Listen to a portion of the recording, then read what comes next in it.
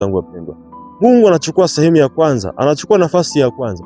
Ndio sababu wana wa Israeli wakimtambua Mungu kuwa ni baba yao, basi walihakikisha kwamba kule walikokuwa, na Mungu ndivyo alivyoelekeza, kwamba hawachangamani na watu wanaoabudu miungu, na kwa kufanya ibada kwa miungu ilikuwa ni kejeli na kumdharau Mungu wao, Mungu wa kweli, Mungu wa mbinguni.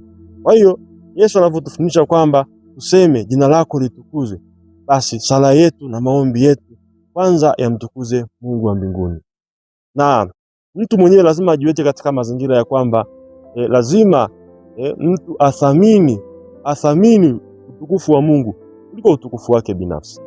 Na hivi wapo watu wengine pengine huwa wanasali kwa ajili ya kujitukuza wao wenyewe. Pengine mtu anasali, Mungu naomba nisaidie nipate fedha nijenge ghorofa.